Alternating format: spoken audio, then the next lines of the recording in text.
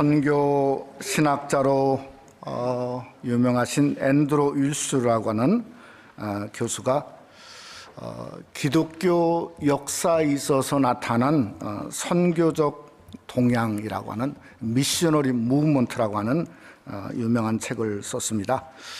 그분은 이 복음이 지난 2000년 동안 전 세계 땅끝까지 전파될 수 있었던 그 원인을 두 가지로 이렇게 말했습니다. 첫째는 토착화의 원리가 있었다는 거예요. 복음의 사람은 민중과 문화 속의 어떤 이방인으로서 이렇게 살아가는 존재가 아니라 오히려 그 속에 함께 들어가서 같이 사는 공유적 존재였다는 거죠. 그래서 그 문화나 민족 속에서 그리스도인의 어떤 그 향기를 나타나는 존재이기 때문에 작은 유대 마을에서 일어났던 유대 종교로 머물지 않고 전 세계 땅끝을 향하여 가는 세계 종교가 될 수 있었다, 이렇게 말을 했습니다. 두 번째는 순례자의 원리가 있다는 겁니다. 이건 토착과의 원리는 와는 정반대되는 개념을 갖게 되어집니다. 우리 성도는 세상에 속했지만은 그러나 이 세상에 속하지 않은 백성이죠. 무슨 백성이죠? 천국 백성이지 않습니까? 또 우리가 사는 터는 땅이지만 그러나 우리가 바라보는 것은 어딘가, 다름 아닌 하늘나라를 바라보죠. 그러니까 히브리서 11장에 말한 것처럼 믿음의 선조들이 하나님의 경영하시고 지으실 터가 있는 천성을 바라보며 살았다고 성경은 말씀하지 않습니까? 그러니까 교회의 모든 여정은 땅이 아니라 하늘나라죠. 하늘 여정을 바라보며 사는 겁니다. 그런 어떤 이 순례자의 영적인 원리가 지난 2000년 동안 교회가 핍박을 받아도 일어나고 소생하고 오늘까지 오게 된 영적인 그 교회를 이끄는 위대한 힘이 되었다, 이렇게 말을 하고 있다고 하는 거예요. 그런 면에서 참 이렇게 정말 큰 공감을 이렇게 가져옵니다. 오늘 이 요한계시록 19장을 보았더니 더 이상 이 세상 속에 존재하는 어떤 토착화의 원리도 없고 또 아니면 어떤 순례자의 모습도 사실은 오늘 요한계시록 19장에 보이지 않습니다. 뭐가 보이냐? 철저한 분리죠. 오늘 15절 말씀에 보니까 그의 입에서 나오는 예리한검, 그 예전 성경에는 이한검이라 그랬지 않습니까? 그러니까 이한검으로 철저하게 분리하는 거예요. 예수 믿고 예수님을 따르던 성도들은 그저 어떻게 되어지죠? 결국은 그리스도의 어린 양의 신부로서 단장을 마쳤다고 성경은 말씀하고 있지 않습니까? 반면에 예수님을 믿지 않고 그저 그리스도의 인치심이 없는 자들은 20절 말씀에 산채로 유황 불못에 던져지는 엄청난 분리의 모습을 오늘 19장에서 기록하고 있다는 겁니다. 아니 도대체 어떤 역사를 통해서 이런 놀라운 분리가 일어나게 되었는가? 다름 아닌 예수 그리스도의 재림이라고 하는 것입니다. 오늘 11절에 보니까 하늘의 문이 활짝 열리게 되었고 예수님이 백마를 타고 재림하시는 모습을 성경이 우리에게 기록하고 있다는 거죠. 근데 우리가 한번 생각해 보면 우리 주님의 초림과, 그러니까 이 땅에 태어나심과 주님이 다시 오신 재림은 너무나 다릅니다. 여러분, 초림은 주님이 태어날 곳이 없어서 마구간에 태어나시죠. 말구에 누우셨죠. 또 우리가 찬송도 아기 잘도 잔다, 고요한 밤, 거룩한 밤을 부르는 그런 모습이 우리 찬송을 부르지 않습니까? 그런데 재림의 모습은 전혀 달라요. 오늘 여기 보니까 예수님의 이름도 얼마나 많은지 모릅니다. 11절에 보니까 충신과 진실이라고 그랬어요. 12절에 보니까 뭔가 예수님만이 아는 비밀된 이름이 또 따로 있다고 그랬습니다. 13절에는 그 이름은 하나님의 말씀이라 칭한다고 그랬어요. 또 그 다음에 6절 오늘 찬송가처럼 만왕의 왕, 만주의 주가 되시는 주님의 이름이 무려 6가지나 오늘 성경에 기록하고 있다고 하는 놀라운 사실이죠. 그러니까 재림은 어떤 면으로 보면 케이오스입니다. 혼란스럽죠. 마치 얼만큼 혼란스러우냐면 갑자기 그저 여러분의 집이 도둑 맞은 것처럼 도둑 맞은 기분이 오늘 이 본문에서 드러나고 있다는 거죠. 그러면 베드로후서 3장 10절에 보니까 이런 말이 있어요.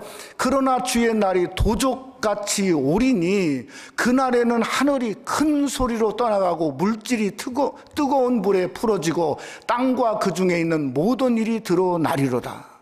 그러니까 하나님 안에서 마지막 날은 뭔가 질서를 말하는 헬라말로 코스모스가 아니라 이건 뭐죠? 혼돈을 말하는 케이오스의 모습으로 그저 모든 물질이 다 뜨거운 불에 풀어지고 땅의 모든 것들이 드러나게 되는 엄청난 혼돈된 모습을 이 성경에서 우리에게 말씀하고 있다는 겁니다.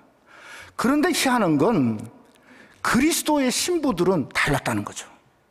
여러분 19장 7절 말씀해 보니까 새 번역은 이렇게 번역했어요. 어떻게 번역하느냐?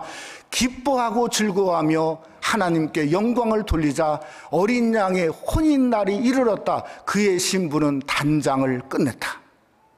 그러니까 그리스도의 신부인 저와 여러분은 그저 신랑을 맞을 단장을 끝내는 이게 마지막 재림의 날이 케우스가 아니라는 겁니다. 뭐죠? 잔칫날이에요. 혼인잔치, 신랑 되신 예수님을 만나는 기쁘고 즐거운 날이 바로 그리스도인 신부인 여러분에게도 함께 하시기를 주님의 이름으로 축원합니다.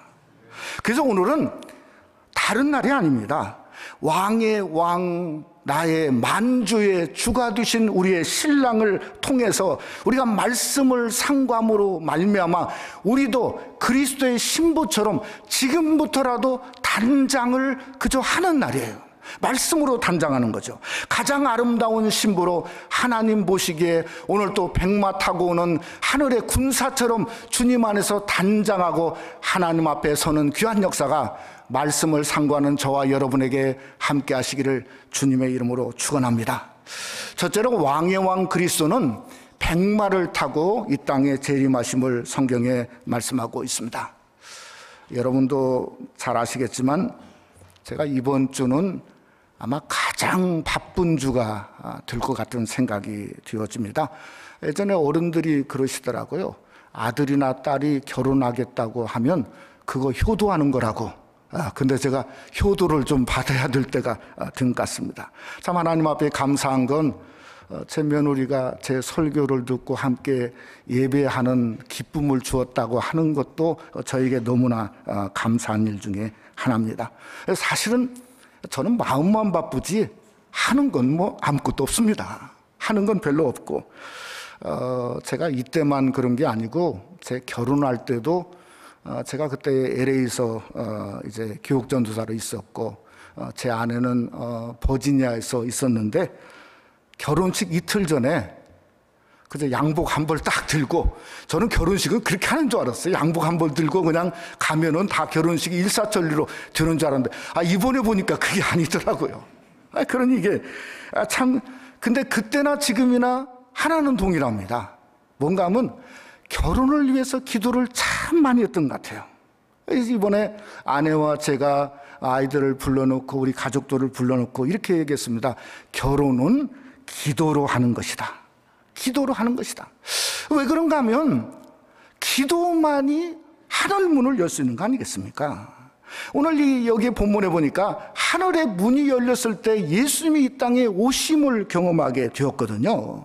그러니까 아무리 신부들이 세마포 입고 단장을 했어도 하늘의 문이 열리지 않으면 아무것도 안 일어난 거죠.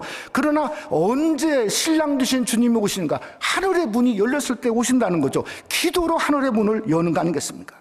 오늘 11절 말씀해 보니까 또 내가 하늘에 열린 것을 보니 이 열렸다는 말이 헬라어로 오이구란 말입니다. 근데 오늘 본문은 오이구란 말을 쓰지 않고 뭐라고 쓰냐? 아노이구라 썼어요. 아노이구. 이 아노이구란 말은 무슨 말인가 하면 이 열려고 하는데 너무나 장애물들이 많은 거예요. 그러니까 그 장애물들을 전부 다 그저 다 치워놓고 그저 문을 활짝 여는 것이 그게 아노이기라는 거예요. 그러니까 이 땅에 공중권세를 잡은 사단마귀의 모든 장애물을 완전히 다 그저 무너뜨리고 하늘의 문을 열고 드디어 우리 예수님이 백마를 타고 이 땅에 강림하신 모습을 아노이구라 성경에 말씀하고 있다는 거죠. 저는 주님이 마지막 날만 이런 모습으로 우리에게 하늘의 문을 여는 게 아니고 사실은 우리의 삶 속에 그렇지 않습니까? 그저 성경에 보면 얼마든지 하나님이 하늘의 문을 열고 하늘의 문을 연 사람마다 삶이 달라졌어요. 이사야서에 보니까 이사야가 하나님 앞에 기도하다 보니 이사야 6장에 보니까 만군의 여호와 하나님을 하늘의 문을 열린 중에 만났다고 성경은 말씀하고 있다는 거죠. 우리가 시편 119편도 마찬가지입니다. 말씀을 통해서 하늘의 문을 열 것을 우리가 시편 119편 전체를 통해 알 수 있어요. 시편 119편 130절 말씀에 보면 이런 말씀이 있습니다. 주의 말씀을 열면 거기에서 빛이 비추어 우준한 사람도 깨닫게 합니다. 그러니까 저와 여러분이 마음을 활짝 열고 말씀을 열면 말씀을 통해서 하늘의 빛이 심령 속에 비치게 된다는 거죠. 우둔한 사람은 지혜를 얻게 되고 병든 자는 뭔가 치유의 빛이 나타나게 되고 인생의 놀라운 역사가 말씀이 열려지는 가운데 일어나게 된다는 겁니다. 그러니까 여러분의 삶 속에 어떻게 하든지 우리가 안오이구가 필요한 것 같아요. 우리의 속에 있는 검은 마음, 더러운 마음을 그저 다 걷어버리고 하나님 앞에 부르짖고 기도하고 함으로 말미암아 우리의 중심에 하나님을 만날 뿐만 아니라 말씀도 내가 세상의 걱정 벗어버리고 하나님 말씀으로 붙들고 있을 때 하나님의 말씀을 통해서 말씀의 빛을 여러분의 삶 속에 경험하시기를 주님의 이름으로 축원합니다. 오늘 이 본문에 보면 이 재림구주의 모습은 어땠는가? 이 땅에 오신 모습이 전혀 달랐습니다. 얼마만큼 달랐냐면 요한복음 11장에 보면 나사로가 죽었을 때 주님이 눈에서 눈물을 흘리셨다 이렇게 말했어요. 그런데 오늘 주님의 모습은 12절에 보니까 뭐라 했어요? 그의 눈은 불꽃 같다. 그러니 불꽃 같으니 무엇을 말하고 있습니까? 마치 태양보다도 더 뜨거운 불꽃의 모습을 이 땅에 재림 주님이 우리에게 보여주고 있다는 거죠. 또 주님이 십자가에 달렸을 때 뭘 쓰셨죠? 가시면류관을 쓰셨다고요. 그런데 가시면류관이 더 이상 있지 않고 오늘 성경에 보니까 머리에는 뭔가 많은 관을 썼다. 그저 많은 왕관을 쓰시고 이 땅에 주님이 재림하시는 모습을 말씀하고 있죠. 여러분, 예수님이 예루살렘 입성했을 때는 나귀 새끼를 타고 예수님이 입성했어요. 그런데 오늘 성경에 보니까 뭐죠? 승리를 상징하는 백마를 타고 이 땅에 입성하신 것을 성경이 우리에게 말씀하고 있다는 거죠. 제가 이 말씀을 보았을 때 사도 요한이 이걸 기록하면서 물론 이 땅에 일어날 분명한 일이기 때문에 이 내용을 기록했지만 그러나 왜 이것을 자세하게 기록했는가 하는 것을 우리가 말씀 속에서 찾아야 그게 은혜가 있다고 생각합니다. 왜냐하면 우리는 주님 오실 걸 믿습니다. 아멘. 주님 오실 걸 믿는 거죠. 주님의 오심으로써 심판이 일어나고 사단 마귀를 깨트릴 걸 우리는 너무나 잘 알고 있다는 거죠. 그런데 사도 요한이 무엇을 여기에서 말하고 있냐면 말씀하고 있는 가장 중요한 키포인트가 있다고 생각해요. 그게 14절 말씀에 있다고 생각합니다. 거기에 보면 뭐라고 말씀했냐면 이렇게 말했어요. 하늘에 있는 군대들이 희고 깨끗한 세마포 옷을 입고 백마를 타고 그를 따르더라. 그러니까 하늘의 군사들이 뭔가 깨끗한 세마포 옷을 입었다는 거예요. 또 무엇을 탔다고요? 군사들도 백마를 탔다는 거예요. 그리고 백마를 탄 그 왕의 왕을 그저 뒤에서 따르고 있었다고 성경은 말씀하고 있다는 거죠. 여러분, 하늘의 군대가 누굴까요? 분명히 천사들을 생각할 수 있습니다. 그러나 천사뿐만 아니라 우리 성도를 말할 수 있다는 거죠. 왜 그런가 하면 요한계시록 17장 14절 말씀에 보면 현대인의 성경이 이렇게 번역했어요. 우리 한번 다 같이 우리 스크린에 나온 대로 한번 다 같이 한번 봉독해 봅시다. 어린 양은 주들의 주시며 왕들의 왕이심으로 그들을 이길 것이며 또 부름을 받고 선택된 진실한 신자들은 그와 함께 이길 것이다. 여러분, 부름을 누가 받았어요? 여러분과 제가 부름 받았지 않습니까? 선택된, 우리를 하나님이 선택하지 않았습니까? 진실한 신자들, 저와 여러분을 말씀하고 있지 않습니까? 그와 함께 백마를 타고 와서 사단 마귀를 마지막 때에 함께 멸할 것을 분명히 성경은 우리에게 말씀하고 있다는 거죠. 저는 이 말을 묵상하다가 갑자기 죽음이 두렵지 않았어요. 죽는 것이 두렵지 않아요. 오히려 하나님이 부르시면 하늘나라의 영광된 모습으로 있다가 세마포옷을 천국에서 입고 주님의 백마 타고 오시는 왕의 나도 똑같이 백마 타고 마지막으로 사단 마귀를 멸하려 함께 올 것을 생각하니까, 아니, 죽음이 뭐가 두려워요? 뭐가 두려워요? 우리가 잠시 주수만 바뀌는 것뿐인데 우리의 존재가 전혀 바뀌는 거지 않습니까? 여러분, 우리가 생각할 건 우리 주님의 백마 탄 만왕의 왕으로 오신다면 여러분, 그때 우리는 사령관은 못해도 적어도 뭔가 중대장이라도 하지 않아야 되겠어요. 중대장이라도. 예? 여러분, 부관이 어떻습니까? 우리는 하늘의 군사, 백마 탄 하나님의 십자가의 군병인데, 그래서 이 땅에서 무엇을 어린 신부처럼 준비하나, 어린 양 깨끗한 세마포옷을 준비하듯이 더 주님의 보혈로 씻고 정결하고 백마 탄 자의 이름이 뭔가 충신과 진실이라고 그랬으니까 우리가 하나님 앞에 더 충성된 모습으로 살고 더 진실된 모습으로 살자는 겁니다. 그러니까 우리는 거룩함을 통해서 십자가의 군병들 충신과 진실이 여러분의 모습이 되시기를 주님의 이름으로 축원합니다. 그래서 말세에는 거룩이 능력입니다. 거룩을 통해서 하늘의 권세를 입고 그날에 여러분도 백마 타고 주님과 함께 정말 사단 마귀를 묻히는 마지막 군대의 십자가의 군병이 되시기를 주님의 이름으로 축원합니다. 두 번째로, 주의 주는, 주 그리스도는 심판의 주로 재림하십니다. 우리 사람은 모든 사람이 다 똑같죠. 이 좌편과 우편, 그러니까 이게 중심으로 서 있는 건 뭔가 이 좌우가 이렇게 있어서 우리가 오른쪽 왼쪽의 중심의 축을 가지고 우리 인간이 걷기도 하고 인생을 살지 않습니까? 근데 이게 도대체 이런 생각이 들더라고요. 좌편과 우편의 어떤 이 축이 어디서 나왔을까 생각해 보니까 그게 하나님의 속성에서, 그것도 어떤 속성의 한 부분이다 생각이 들어져요. 왜 그런가 하면요, 창세 이후에 우리 인간들에게 나타나신 하나님은요, 항상 그 속성을 보니까 양대 산맥을 이루고 있어요. 그걸 어디서 볼 수 있냐면 시편 57편 10절 말씀에 보면 알 수 있습니다. 거기 보면 이런 말씀이 있죠. 무릇 주의 인자는 커서 하늘에 미치고 주의 진리는 궁창에 이르나이다.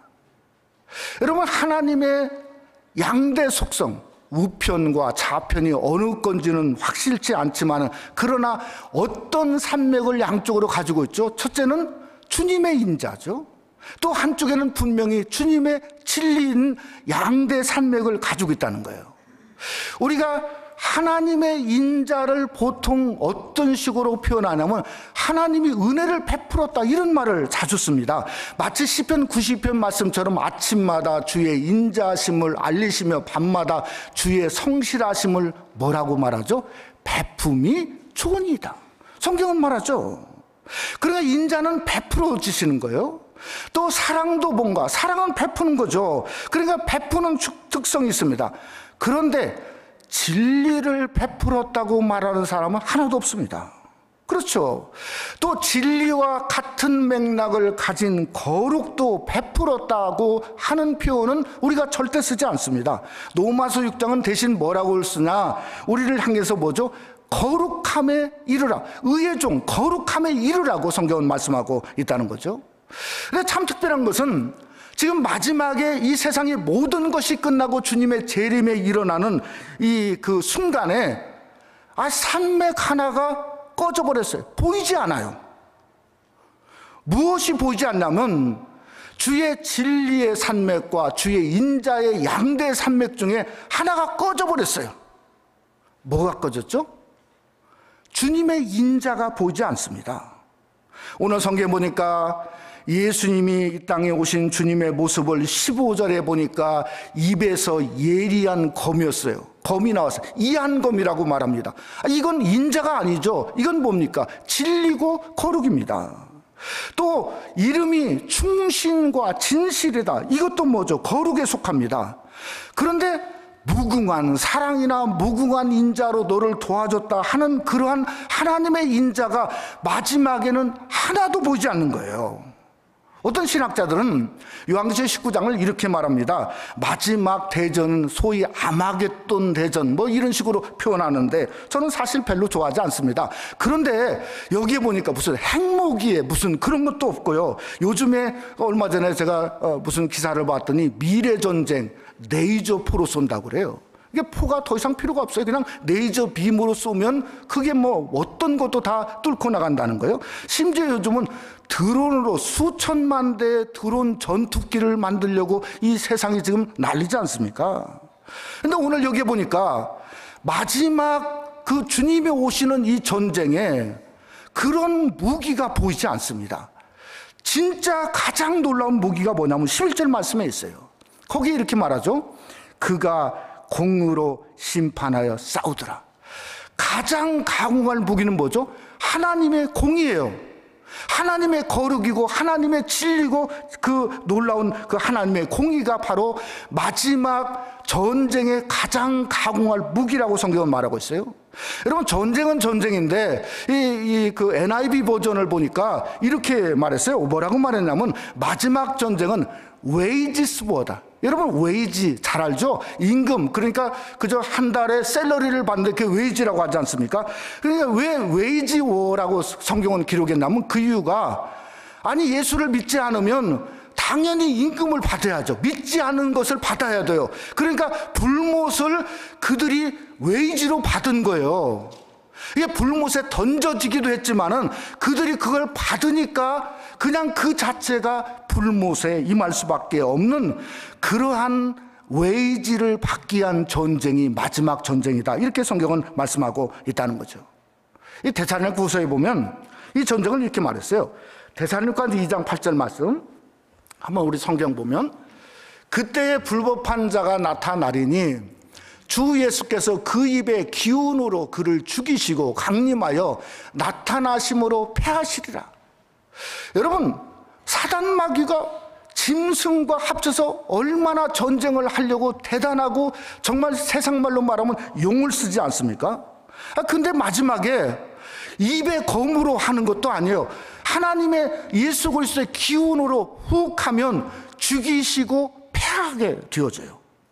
아니 왜 이런 일이 일어날까? 당연히 이런 일이 일어날 수밖에 없죠. 2000년 전에 어떻게 됩니까? 예수님이 십자가에서 사단 마귀의 권세를 깨트렸습니다.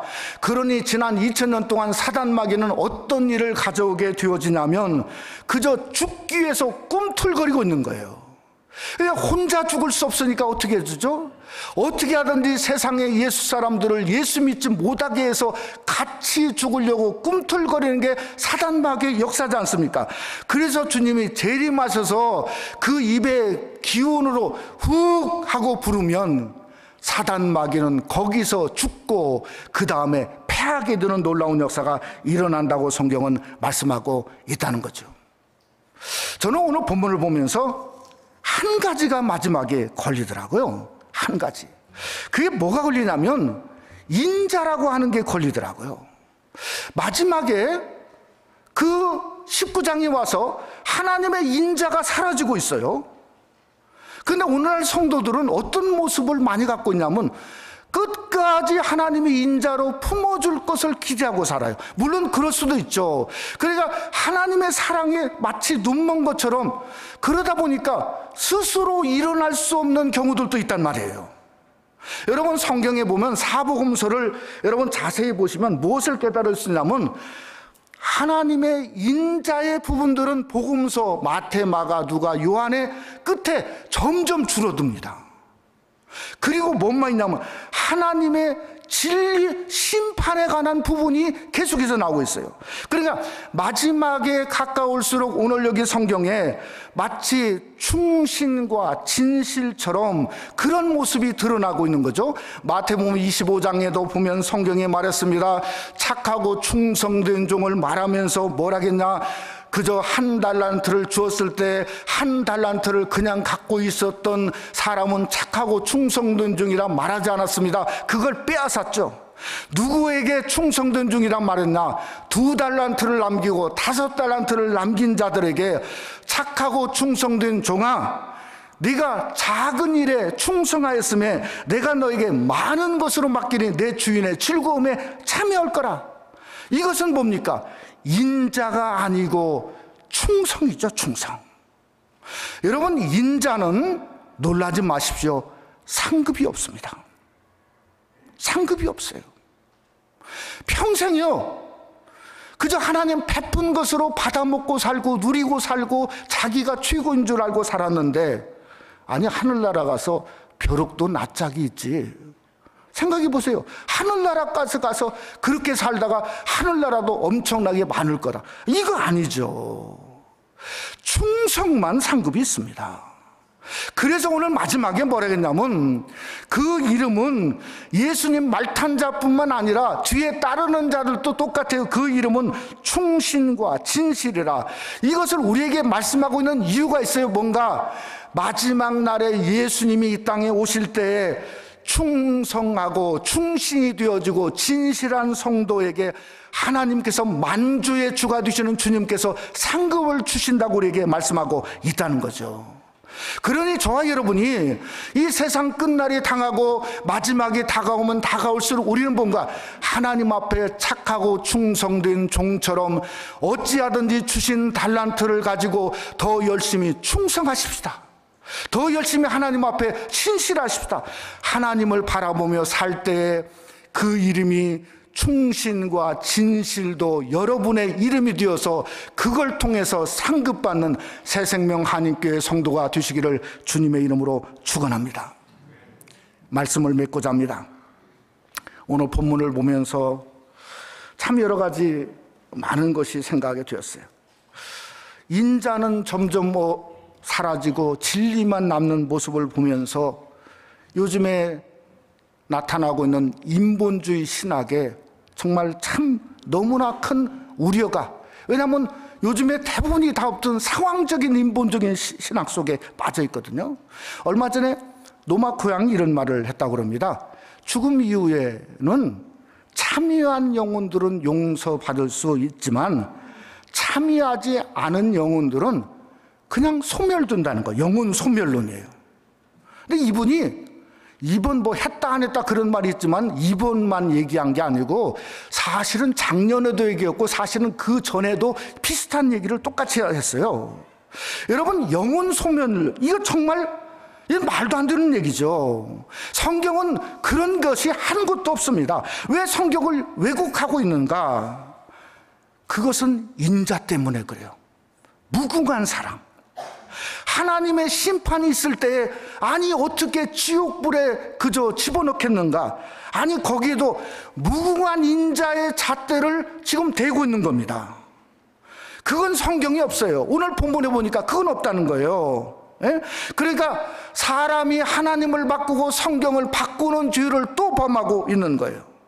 여러분, 그것은 우리를 향해서 십자가에 죽으신 예수 그리스도의 십자가의 분명한 목적이 아니라고 하는 겁니다. 이것은 뭔가 백마 타고 이 땅에 오시는 예수 그리스도 재림을 원치 않는다고 생각하는 것과 똑같다는 거죠. 여러분, 저와 여러분은 필이 다르기를 주님의 이름으로 축원합니다. 우리는 마라나타입니다. 마라나타, 주여 오시옵소서. 전제가 뭔가 66권 말씀대로 내가 살겠사오니 주님 어서 오시옵소서. 그게 전제예요. 말씀대로 살겠사오니 주님 어서 오십시오.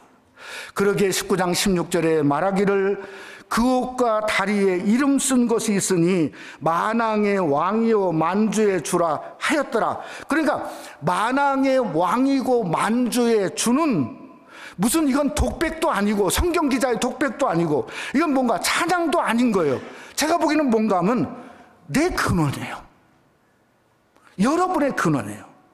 오직 예수 그리스도만이 여러분의 만왕의 왕의 근원 되시고 여러분의 만주의 주가 근원 되신 것을 성경에서 우리에게 말씀하고 있다는 거죠. 그러니까 나의 만왕의 왕, 나의 만주에 두신 그 주님 앞에 그의 이름이 충신과 친신인 것처럼 우리도 그 모습처럼 하나님 앞에 더 충성하자는 거예요. 더 진실되자는 거예요. 그래서 요한계시록 19장은 우리에게 뭘 말하는가? 정말 세마포를 입고 그리스도의 신부처럼 단장해야 되지만 또 하나는 충성과 진실, 충신과 진실처럼 백마탄 내 모습을 주님과 함께 올 때 충성된 성도요 진실한 성도가 되라고 우리에게 말씀하고 있다는 거죠. 오늘도 주님 안에서 여러분이 그리스도의 신부이면서 백마타고 충성된 성도요 진실한 성도로 백마타고 마지막 전쟁에 그리스도의 군사로 참여되는 놀라운 복이 함께 하시기를 주님의 이름으로 축원합니다.